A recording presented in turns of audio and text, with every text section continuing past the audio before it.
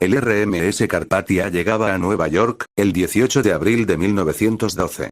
En él más de 700 sobrevivientes del Titanic trataban de superar lo que habían pasado hace unas noches. Cientos de familias se amontonaban en el muelle 54, con la esperanza de que sus seres queridos estuvieran entre los afortunados. No muchas tendrían buenas noticias. Rápidamente, se inicia una investigación estadounidense y otra británica. La estadounidense es dirigida por el senador Smith, se convoca a varios supervivientes a dar testimonio. Entre ellos están Bruce Ismay, el telegrafista Harold Bride y el segundo oficial Charles Lightoller. Pero el Senado se percata de algo inusual: a la hora de narrar los momentos finales del barco, los sobrevivientes se contradicen. Buenas, gente, aquí les traigo mi segundo video con locuendo, espero que les guste.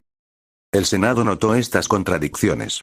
Un grupo de supervivientes sostenía que el Titanic se había hundido en una sola pieza. En ese grupo estaban Charles Lightoller, el cuarto oficial Boxall y Archibald Gracie, mientras que otro grupo juraba haberlo visto partirse en dos. Incluso el sobreviviente de 17 años, Jack Taylor, había hecho un boceto en el Carpathia. Mientras que solo 4 juraban el hundimiento en una pieza, otros 13 decían lo contrario. Al final, la investigación comenzó a inclinarse a favor de los que defendían el hundimiento en una pieza. Pero, ¿por qué, cuando el número de testimonios de una ruptura los superaba en cantidad? Bueno, fue debido a que, los que sostenían haberlo visto partirse en dos, no se ponían de acuerdo en dónde se partió en dos. Un sobreviviente mencionó que lo vio partirse detrás de la primera chimenea. Y otro detrás de la cuarta. El Senado debió haber levantado una ceja ante esto. Decían que se partió en dos y luego, la popa del barco se había levantado en el aire y desaparecer.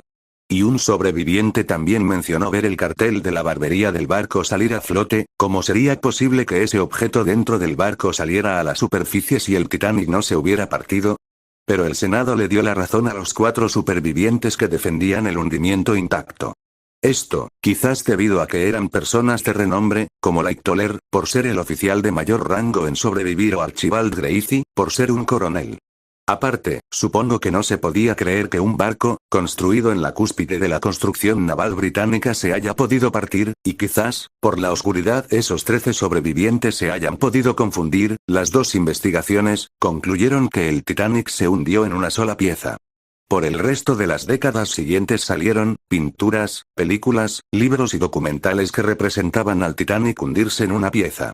Pero, llegó 1985 y el oceanógrafo Robert Ballard, un 1 de septiembre, hizo un descubrimiento asombroso: encontró la ubicación donde el Titanic tenía su descanso eterno a casi 4 kilómetros de profundidad.